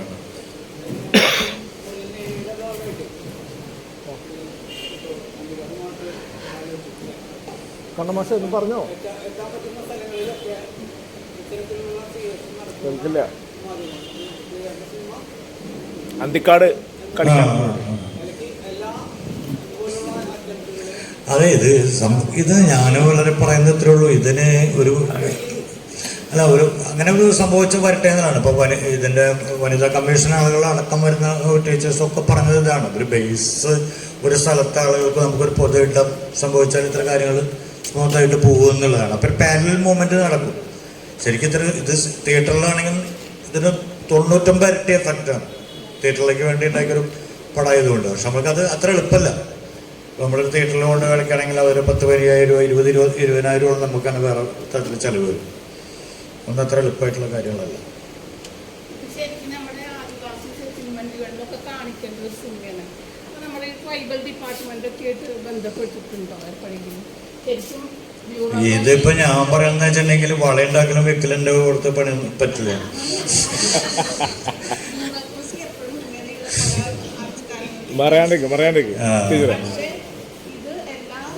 ഞാൻ അങ്ങനെ പോയിട്ട് കാല് പിടിച്ചിട്ടൊന്നുമില്ല. നിങ്ങളിതൊന്നും കാണിക്കുന്ന മറ്റൊന്നും കാല് പിടിക്കില്ല. അതിപ്പോ അല്ല, അതിനുള്ളൊരു ചോദ്യം, ഇത് അവിടെയാണോ കാണിക്കേണ്ടത് അത് ഇവിടെയാണോ കാണിക്കേണ്ടതെന്നാണ്.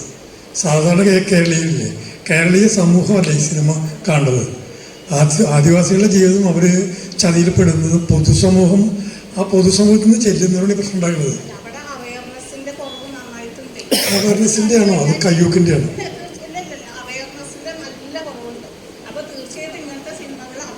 ഇതിൽ ഏറ്റവും വലിയ കാര്യം പറയട്ടെ, നമ്മൾ ഈ ഇവർ പറയട്ടെ 25 ദിവസം അട്ടപ്പാടിയിൽ ഈ സിനിമ ഓടിയത് നമ്മളെക്കാൾ കൂടുതൽ ആൾക്കാർ അവർ പോയി കണ്ടു. 25 ദിവസം ഞാൻ ഒരാഴ്ചയെങ്കിലും തികച്ചു കൊടുക്കില്ല എന്ന് വിചാരിച്ചിട്ടാണ്. ഒരു ഷോ ആണ് അവിടെ ചോദിച്ചത്. അവിടെ 4 ഷോ ആനക്കട്ടി. അപ്പോൾ അവരത് പോയി കാണുകയും പിന്നീട് കളിപ്പിക്കുകയും ചെയ്തു എന്നുള്ളതാണ്. അപ്പം നമുക്ക് ഒന്നാമതൊരു സ്ഥലത്ത് പോയി, ഇപ്പം ഞാനൊരു സ്ഥലത്ത് പോയി കഴിഞ്ഞാൽ തിയേറ്ററിൻ്റെ നമ്മുടെ കോമൺ രീതിയാണത്. എന്തിനു ഞാൻ പറഞ്ഞു കഴിഞ്ഞാൽ പിന്നെ സർക്കാർ അടക്കത്തിൽ പെടും. ഞാൻ കേരള ഫിലിം ഡെവലപ്മെൻറ്റ് കോർപ്പറേഷനാണ്. ഈ സർക്കാർ തിയേറ്ററുകളിൽ പോയിട്ട് ഞാൻ എൻ്റെ സൈലൻസർ എന്ന് പറഞ്ഞിട്ട് പടം കളിക്കാൻ വേണ്ടിയിട്ട് നിലവിലത്തെ ഒരു ടൈം പോലും തന്നില്ല. അത് ഉച്ചയ്ക്കലത്തെ ഒരു ടൈമേ തന്നുള്ളൂ. അപ്പോൾ ഞങ്ങൾ പറയുമ്പോൾ നിങ്ങൾ വലിയ സംസ്കാരത്തെക്കുറിച്ചൊക്കെ പറയും, ചെല്ലുമ്പോഴാണ് അറിയുള്ളൂ. അതുകൊണ്ട് ദയവായിട്ട് ഭരണകൂടത്തിൻ്റെ അടുത്തേക്ക് ചെന്നിട്ട് അവർക്ക് അല്ല, ഞാൻ സർക്കാരിനെ കുറ്റം പറയല്ല, ദയവായിട്ട് എന്നോട് പറയുന്നത്. സിനിമ സംസാരിക്കുന്നതാരോടാണെന്നുള്ളൊരു ചോദ്യമുണ്ട്.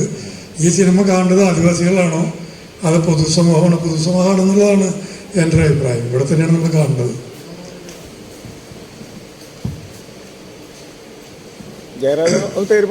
ഹലോ, എൻ്റെ പേര് ജയരാജ്, ഞാൻ എൻ്റെ സുഹൃത്താണ്. ഈ 1.25 മണിക്കൂർ നേരം വലിയ മനോഹരമായ ഒരു ദൃശ്യാനുഭവമായിരുന്നു സിനിമ. ഞാൻ മുമ്പ് കാണാൻ കഴിഞ്ഞില്ല. ഇന്ന് കണ്ടതും അറിഞ്ഞിട്ടും വളരെ സന്തോഷത്തോടുകൂടിയാണ് വന്നത്. ശരിക്കും വേദനയോടുകൂടിയാണ് ഇത് കണ്ടത്. ഒരു കലാസൃഷ്ടി ഒരു പ്രേക്ഷകരിലേക്ക് എത്തിച്ച് അത് കാണുമ്പോൾ ആ കാഴ്ചക്കാരനിൽ മറ്റൊരു വികാരം ഉടലെടുക്കുകയാണെങ്കിൽ തീർച്ചയായിട്ടും ആ കലാസൃഷ്ടി വിജയിച്ചു എന്ന് തന്നെയാണ് കണക്കാക്കേണ്ടത്. ആ നിലയ്ക്ക് വലിയൊരു സന്ദേശമാണ് ഈ സിനിമയെ കൂടെ തന്നത്. മനോഹരമായ കാടിൻ്റെ രൂപങ്ങൾ, കാട്ടിലിപ്പോൾ എവിടെ ക്യാമറ വെച്ചാലും ഇത്തരം ദൃശ്യങ്ങളായിരിക്കാം, എങ്കിൽ പോലും സാഹചര്യങ്ങൾക്കനുസരിച്ച് ഇണക്കി ചേർത്ത ദൃശ്യങ്ങളാണ് അതിൻ്റെ മനോഹാരിത നമുക്ക് സമ്മാനിച്ചത്. പിന്നെ മറ്റൊരു കാര്യം ഞാൻ മനസ്സിലാക്കിയത്, ഇത് അട്ടപ്പാടിയിലെ ഒരു പർട്ടിക്കുലർ ഏരിയയിൽ വരുന്ന ഒരു ജനവിഭാഗത്തിൻ്റെ കഥയാണ്, ദുരന്ത കഥയാണ് പറഞ്ഞതെങ്കിലും ആധുനിക സമൂഹത്തിൽ, ആധുനിക കേരള സമൂഹത്തിൽ ഇതിൻ്റെ ധ്വനികൾ നമ്മൾ നിത്യേന കണ്ടുകൊണ്ടിരിക്കുന്നുണ്ട്. അല്ലെങ്കിൽ അതിൻ്റെ ലക്ഷണങ്ങൾ, പ്രത്യേകിച്ച് ഇപ്പോൾ സുപ്രീം കോടതിയിലെ വിധി കൂടിയും പ്രായപൂർത്തിയായ ആൺകുട്ടികൾക്കും പെൺകുട്ടികൾക്കും അവരുടെ പ്രണയ ലീലകളും മറ്റു ഇഷ്ടംപോലെ ആകാം എന്നും കൂടി നിയമം വന്നതിന് ശേഷം എല്ലാവരും സൂക്ഷിച്ചോളൂ, വളരെ അപകടകരമായ അവസ്ഥയിലേക്കാണ് ഇപ്പോൾ ഇവിടെ നടന്നുകൊണ്ടിരിക്കുന്നത്. നമുക്ക് മാതാപിതാക്കളൊത്ത് ഒരു പാർക്കിലും പോയിരിക്കാൻ പറ്റാത്ത അവസ്ഥയുണ്ട്. റോഡിലും ചുറ്റുപാട് തേക്കിങ്ങാട് മൈതാനിലൊന്നും ഇരിക്കാൻ പറ്റില്ല. ഈവൻ ഈ പാസ് ഉണ്ട്, മറ്റേ അണ്ടർ പാസിൽ പോലും നമുക്ക് നിത്യേന നമ്മൾ കാണുന്ന കാര്യങ്ങളാണ്. പിന്നെ ഞാൻ എൻ്റെ യാത്രയുടെ ഭാഗമായിട്ട് കേരളത്തിലെ പല ലോഡ്ജുകളിലൊക്കെ സന്ദർശിക്കാറുണ്ട്. 10 മണി കഴിഞ്ഞാൽ സ്കൂളിലേക്കോ പ്ലസ് ടുവിനോ വീട്ടിൽ നിന്ന് പറഞ്ഞയച്ച പെൺകുട്ടികളും ആൺകുട്ടികളും ഈ ലോഡ്ജിൽ ഫുള്ളാണ്. ഒരു ദിവസം 3-4 തവണയാണ് ഈ ലോഡ്ജ് വാടകയ്ക്ക് കൊടുക്കുന്നത്. ഇതൊരു പരമസത്യമാണ്. ഈ അട്ടപ്പാടി ഈ അച്ഛനില്ലാത്ത കുട്ടികളെ പോലെ ഇവിടെ ഉണ്ടാവുമ്പോൾ അച്ഛനില്ലാത്ത കുട്ടികൾ അതിപ്പോൾ പിള്ളേർക്ക് അത് പ്രശ്നമില്ല, അത് വേറെ വിഷയം. പക്ഷെ സമൂഹം വല്ലാത്ത മൂല്യച്യുതിയിരിക്കുകയാണ് പോയിക്കൊണ്ടിരിക്കുന്നത്. അപ്പോൾ പ്രിയൻ്റെ സിനിമ അട്ടപ്പാടി എന്ന് പറയുന്ന ഒരു ഇതിൽ മാത്രമല്ല, അത് ഈ സന്ദേശം ആധുനിക സമൂഹം ആയുള്ള കേരളത്തിന് പോലും വലിയൊരു ഇത് സൂചിപ്പിക്കുന്നുണ്ട്. ഭരണാധികാരികളുടെ ഭാഗത്തുനിന്ന് ഒരു നന്മയും നമ്മൾ ഇനി പ്രതീക്ഷിക്കേണ്ട. പ്രിയ നേരത്തെ പറഞ്ഞതൊക്കെ അക്ഷരം പ്രതി ശരിയാണ്. നമ്മൾ വിശ്വസിച്ചിരുന്ന പ്രത്യയശാസ്ത്രത്തിൻ്റെ വക്താക്കളെന്ന് കരുതിയിരുന്ന ആൾക്കാരൊക്കെ ചലച്ചിത്ര കോർപ്പറേഷനും മറ്റേലും അധികാര സ്ഥാനങ്ങൾ വന്നിട്ടൊന്നും ഇദ്ദേഹത്തിൻ്റെ സിനിമയ്ക്ക്, ഈവൻ പി ടി കുഞ്ഞുമോൻ്റെ സിനിമയ്ക്ക് പോലും ഇത് വേദി കിട്ടാത്ത അവസ്ഥയിൽ ഇപ്പോഴും വന്നിട്ടുണ്ട്. ഇവര് എത്ര ടിക്കറ്റ് വിൽക്കുന്നു, അതാണ് സിനിമയുടെ വിജയമായിട്ട് കണക്കാക്കുന്ന ആധുനിക സമൂഹം. സിനിമ പോയി എവിടെ എത്തിയെന്നുള്ളത് ഏകദേശം അറിയാലോ. കഴിഞ്ഞ വർഷത്തെ സിനിമാ ചരിത്രമൊക്കെ നോക്കിയറിയാം. നടനാണ് നിശ്ചയിക്കുന്നത് സിനിമ എങ്ങനെ വേണമെന്ന്. സംവിധായകനൊക്കെ നിസ്സഹാരിൽ നിൽക്കുന്നൊരു അവസ്ഥയ്ക്ക് മാറുകയാണ്. ഞാനും ഈ മേഖലയായിട്ട് ചെറിയൊരു ബന്ധമുള്ളതുകൊണ്ടും കൂടിയാണ് ഇത് പറഞ്ഞത്. വളരെ നന്ദി. ഇങ്ങനൊരു ഇത് ഒരുക്കിയതിന് ഇതിൻ്റെ ഭാരവാഹികളോട് നന്ദി പറയും. ജനജനം പറഞ്ഞപ്പോഴൊരു കാര്യം വെച്ചത് ഒരിക്കലും അട്ടപ്പാടിയിൽ നടക്കുന്ന ഒരു കഥയായിട്ട് കണക്കാക്കരുത് കേട്ടോ. അത് അവിടെ ചിത്രീകരിച്ചതുകൊണ്ട് മാത്രം അത് അവിടുത്തെ അല്ല. ഇവൻ നമ്മൾ ഗോവയിലെ ഫിലിം ഫെസ്റ്റിവലിൽ ഈ സിനിമ അവതരിപ്പിക്കപ്പെട്ടപ്പോൾ, അല്ലെങ്കിൽ ജലജ പറഞ്ഞ പോലെ ഇത് മെയിൻ സ്ട്രീമിൽ സംഭവിക്കുന്നില്ല. അവരായതുകൊണ്ട് മാത്രം ഇത് പുറത്തെ ലോകമായതുകൊണ്ട് നമ്മൾ ആധുനിക ലോകമായതുകൊണ്ട് പുറത്തറിയുന്നില്ല. അവരുടെ ഒരു സൊസൈറ്റി ആയതുകൊണ്ട് മാത്രമാണ് അത് പുറത്തറിഞ്ഞു പോകുന്നത് എന്നുള്ളത് മാത്രമേ. അത് ലോകത്തെവിടെയും നമ്മൾ ആദിവാസി ട്രൈബൽ കോളനി മാത്രമല്ല, ഈ ശരിക്കും അതിനെ കണക്കെടുക്കാമെന്ന് വെച്ചിട്ടുണ്ടെങ്കിൽ ഈ നമ്മളെന്താ പറയുക, ഇടുക്കിയിൽ അല്ലെങ്കിൽ ഇതുപോലെ തോട്ടം തൊഴിലാളികളുള്ള ചില സ്ഥലത്തിലൊക്കെ താമസിക്കുന്ന മനുഷ്യർ, ഒറ്റപ്പെട്ട ഒരുപാട് ഉള്ള സ്ഥലങ്ങളിലൊക്കെ ഈ കുട്ടികൾ, ചെറിയ കുട്ടികൾ ഇങ്ങനെ വേറെ രീതിയിൽ ഉപയോഗപ്പെട്ട് പോകുന്നുള്ളതാണ് കൊണ്ട് പോകുന്നത് എന്നുള്ളതാണ്. അതുകൊണ്ട് ഇതൊരു അട്ടപ്പാടിയിൽ കഥയായിട്ട് മാത്രം കണക്കാക്കി. സുഹൃത്തുക്കളെ, നമുക്ക് വളരെ അഭിമാനമുള്ളൊരു സംഭവമാണ്. കുറച്ച് ഗ്യാപ്പിന് ശേഷമാണ് ഇപ്പോൾ വീണ്ടും പരുകുരുവി പലയിടത്തും ഷോകൾ ഏറ്റെടുക്കപ്പെടുന്നത്. ഒരുപക്ഷെ കഴിഞ്ഞ ലോക്സഭാ ഇലക്ഷന് മുമ്പ് ചേർപ്പ് മേഖലകളിൽ പെരിന്തൽമണ്ണ, അതുപോലെ പാലക്കാട്, അങ്ങനെ പല ഭാഗങ്ങളിലായിട്ട് നന്നായിട്ട് ഈ ബദൽ മൂവ്മെൻറ്റുകൾ സ്ക്രീനിങ് രീതി ഏറ്റെടുക്കപ്പെടണം എന്നുള്ള രീതിയിൽ സമിതികളും പുരോഗമന പ്രസ്ഥാനത്തിൻ്റെ ആളുകളും പെരിന്തൽമണ്ണയൊക്കെ പുക്കാസ തന്നെയാണ് ഏറ്റെടുത്തത്. അപ്പോൾ ഇത് വേറൊരു കാര്യം എന്ന് വെച്ചാൽ ഇതൊരു കവിത പോലെയാണ് ഈ സിനിമ.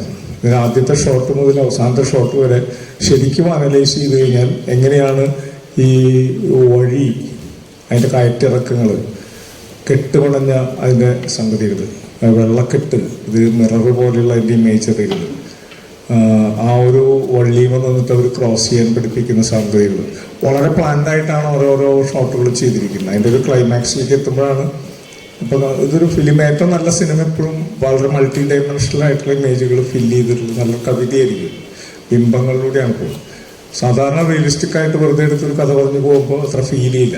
നമ്മൾ വീണ്ടും വീണ്ടും കാണുമ്പോഴാണ് ആ സ്റ്റാർട്ടിങ്ങിലെ ആ കുട്ടി നടന്നു പോകുന്ന വഴിയുടേത്. അവർ രണ്ടുപേരുള്ള പലപ്പോഴും കയറ്റങ്ങളിലാണ് അവരുടെ ഷോട്ടുകൾ വെച്ചിരിക്കുന്നത്. കയറി പോകുന്ന രീതികൾ അങ്ങനെ. അപ്പോൾ പിന്നെ വയലൻസ് ഭയങ്കരമായ കച്ചവട സിനിമയാണ്. ഇതിനകത്ത് ഒരു 10-20 വയലൻസ് സീൻ ഉണ്ടാവും, ഒരു ഫൈറ്റ് സീൻ ഉണ്ടാവും. അപ്പോൾ കുറച്ച് കമ്മിറ്റഡ് ആയിട്ടുള്ള ഒരാളെ സംബന്ധിച്ച് അങ്ങനെ ചെയ്യില്ല. കാരണം പല സിനിമകളും, പ്രിയൻ്റെ എല്ലാ സിനിമകളും കാണുന്നൊരു സോഷ്യൽ കമ്മിറ്റ്മെൻ്റ് ഉണ്ട് ഇതിനകത്ത്. അപ്പോൾ അങ്ങനെ എടുക്കുമ്പോൾ അതിന് ഒരു മിനിമം ബഡ്ജറ്റിൽ നല്ലൊരു സിനിമ നമുക്ക് മുന്നിലേക്ക് വരുമ്പോൾ കേരള സമൂഹം പറയും എല്ലാ സിനിമകളിലും ഫ്യൂഡൽ ബിംബങ്ങളാണ്, ഇതാണ്. അപ്പോൾ പിന്നെ ഈ സിനിമ എന്ന് ഏറ്റെടുത്തൂടെ? അപ്പോൾ ഇങ്ങനെ പല രീതികളിൽ കച്ചവട സിനിമകൾ വേറൊരു തലത്തിൽ കഴിഞ്ഞ 3 കൊല്ലം കൊണ്ട് ഈ ഇത്തരം പാരലൽ മൂവ്മെൻറ്റുകളെ വിഴുങ്ങിക്കളയുന്ന രീതിയിൽ ഭയങ്കര ഫാസ്റ്റായിട്ടാണ് നേരത്തെ പറഞ്ഞ പോലെ മാർക്കറ്റിംഗ് തിയറി വർക്ക് ചെയ്യുന്നത്. ചെറു സിനിമക്കാരൊക്കെ എന്തിനാ കൊണ്ട് നടക്കണേന്ന് പറയും. ഞങ്ങൾ നാടകക്കാരായതുകൊണ്ട് നമുക്ക് പെട്ടെന്ന് അറിയാൻ പറ്റും.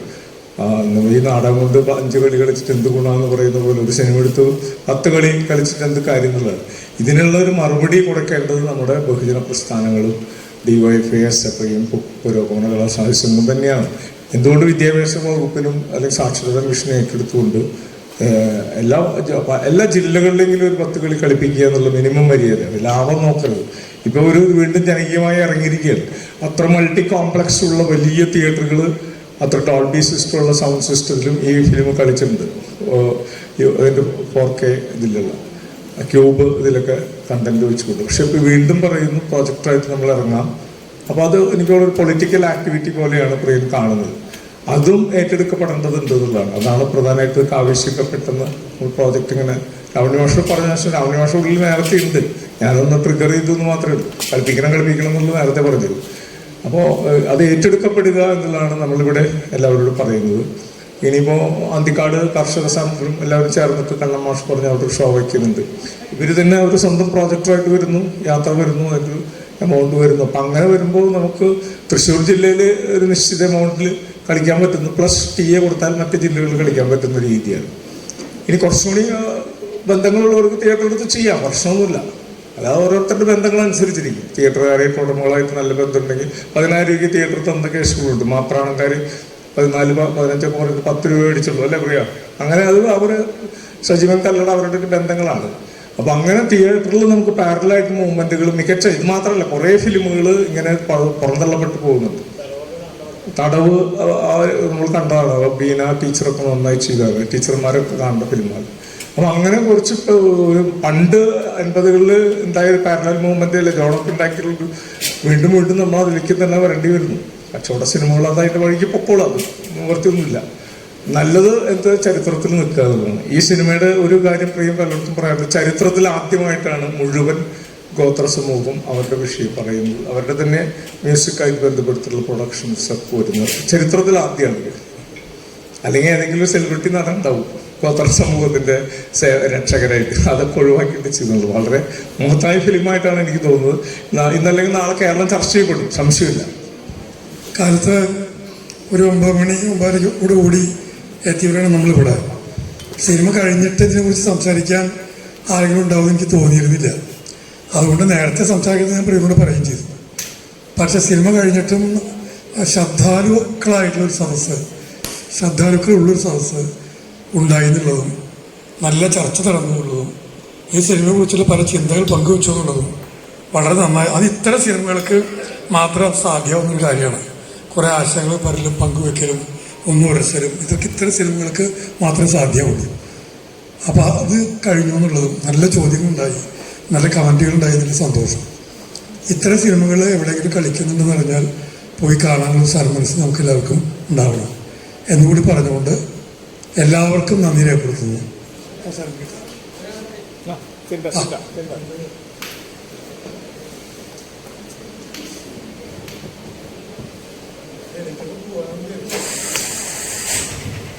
സിനിമയെക്കുറിച്ച് വളരെ ആധികാരികമായി സംസാരിക്കാനൊന്നും എനിക്കറിയില്ല. പക്ഷേ ആസ് എ ഡയറക്ടർ സാറിനോട് നന്ദി പറയേണ്ടതുണ്ട്. കാരണം ഇന്നിപ്പോൾ ഒരു സിനിമ കാണാൻ ചെന്നാൽ കുറ്റകൃത്യങ്ങളുടെ നീണ്ട നിരയാണ്. ഒരു പരിഹാരം ഇല്ലാത്ത പോലെ കുറ്റകൃത്യങ്ങൾ കാണിച്ചുകൊണ്ടിരിക്കുകയാണ്. തലമുറകൾ അതെങ്ങനെ, അതായത് കൊച്ചുകുട്ടികൾ പ്രത്യേകിച്ച് അതെങ്ങനെ എടുക്കും, അവരത് വളർച്ചയ്ക്കാണോ തളർച്ചയ്ക്കാണോ ഉതകുക എന്നൊരു ചിന്തയില്ലാത്ത വിധത്തിൽ കുറ്റകൃത്യങ്ങൾ കഥയായി ചിത്രീകരിച്ച് ഇപ്പം അതാണ് നടക്കുന്നത്. പരിഹാരമില്ല. അതായത് പഴയ നല്ല കഥകൾ, നർമ്മം ഇതൊക്കെ നഷ്ടപ്പെട്ട് ഇപ്പോഴത്തെ കാലം എങ്ങനെയാണ് ഈ പറഞ്ഞ മാതിരി പീഡനം, അതായത് ഇഷ്ടം പോലെ ജീവിക്കുക, ഇതൊക്കെ ഒരു ഇഷ്ടമുള്ളൊരു വിഷയമായിക്കൊണ്ടിരിക്കുന്നൊരു കാലത്ത് ഈ സിനിമ വേറിട്ട് നിൽക്കുന്നുണ്ട്. കുറേ പ്രകൃതിയെ കാണിക്കുന്നുണ്ട്. പ്രകൃതി എപ്പോഴും മനുഷ്യനെ കണക്ട് ചെയ്തിരിക്കുന്ന ഒരു അവിഭാജ്യ ഘടകം തന്നെയാണ്. നമ്മളത് തീർത്തും ഉപേക്ഷിച്ച് കാണിക്കുക എന്നുള്ളത് ഇപ്പോഴത്തെ ഒരു ട്രെൻഡാണ്. എന്തുകൊണ്ടാണ് അങ്ങനെ വരുന്നതെന്ന് അറിയില്ല. പ്രകൃതിയിൽ നിന്ന് വിട്ട് മനുഷ്യനൊരു നല്ല ജീവിതം ഉണ്ടെന്ന് എനിക്ക് തോന്നുന്നില്ല. ചിലവരുടെ അടുത്ത് പറയുമ്പോൾ ഇത് ക്ലീശയാണ്, പഴയൊരു ചിന്താഗതിയാണെന്ന് പറയും. ആ ഒരു രീതിയിൽ സാറിൻ്റെ ആ ഒരു പിക്ചറൈസേഷൻ, പിന്നെ ആദിവാസികളുടെ അവിടെ ഒരു തനിമ അത് സിനിമയിൽ വ്യക്തമായിട്ട് കാണിക്കുന്നുണ്ട്. പിന്നെ സിനിമയുടെ ക്ലൈമാക്സിൽ ആ കുട്ടി ആ പൊട്ടിയ കണ്ണാടി മാറ്റിയിട്ട് പുതിയ കണ്ണാടി വെച്ച് ആ പൊട്ട് തൊടുമ്പോൾ എൻ്റെ ഉള്ളിലെ പ്രാർത്ഥന, അവളൊരു 15 വയസ്സുകാരിയാണ്. ഇനിയും അവൾ ഉദ്ദേശിച്ചൊരു ലെവലിലേക്ക് എത്തണമെങ്കിൽ സമയം ഇനിയുമുണ്ട്. അപ്പോൾ ആ ഒരു കാലഘട്ടത്തിനിടയ്ക്ക് ആ കുട്ടിക്ക് ഇനിയും ഒരു ദുരന്തം വരല്ലേ. കാരണം ഇവരുടെ ഈ ഒരു സാഹചര്യം എങ്ങനെയാണ്, അപ്പോൾ ആ ഒരു വരല്ലേന്നൊരു പ്രാർത്ഥന ആ ക്ലൈമാക്സ് കണ്ടപ്പോൾ എനിക്ക് തോന്നി.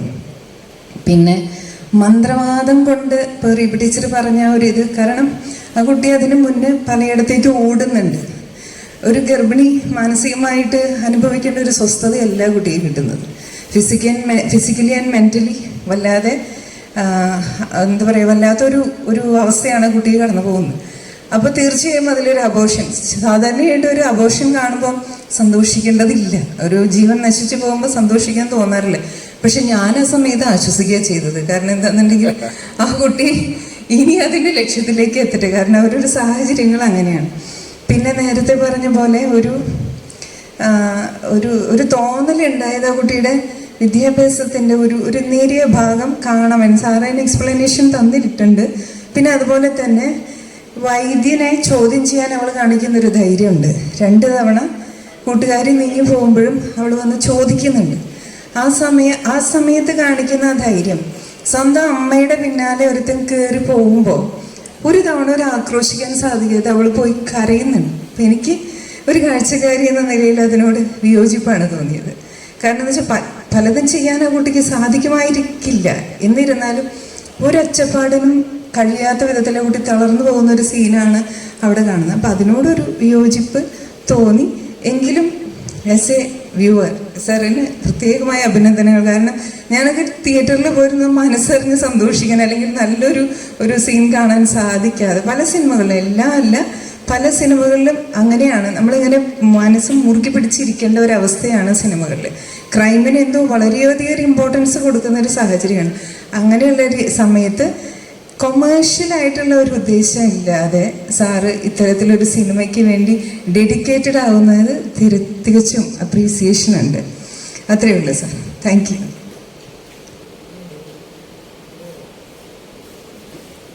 അവരെ കൊണ്ട് ബിഹേവ് ചെയ്യിപ്പിച്ച കാര്യം ഞാനിതിനെ മറുപടി പറയേണ്ട കാര്യം ഞാൻ പറഞ്ഞല്ലോ. അത് ചില വിയോജിപ്പുകളൊക്കെ ഉണ്ടാവാം. പിന്നെ ഏതൊരു കലാസൃഷ്ടിയെ സംബന്ധിച്ചിടത്തോളം നമ്മളത് കണ്ടു കഴിഞ്ഞ് വീണ്ടും പരിശോധിക്കുമ്പോൾ 100 കൂട്ടം കാര്യങ്ങൾ ഇനിയും പരിഹരിക്കപ്പെടാനുണ്ട് എന്നുള്ളത് എനിക്ക് നന്നായിട്ട് ബോധ്യമുണ്ട്. ഒരുപാട് ആ അപൂർണതയൊക്കെ തന്നെയാണ്. നമ്മൾക്കത് ഇത് 100% പെർഫെക്റ്റ് ആണെന്നോ 100% തീർന്നു എന്ന് ഞാൻ കണക്കാക്കുന്നില്ല. പക്ഷേ ഇത്തരം ചർച്ചകൾ വരുമ്പോൾ നമ്മളെ സംബന്ധിച്ചിടത്തോളം അടുത്ത വർക്കിലേക്ക് ഇത്തരം കാര്യങ്ങൾ പരിഹരിക്കപ്പെടാനുള്ള ഒരു ശ്രദ്ധ കൂടെ ഉണ്ടാവുന്നതാണ്. കാവ്യശിഖയ്ക്ക് ഒരിക്കൽ കൂടി നന്ദി പറയും.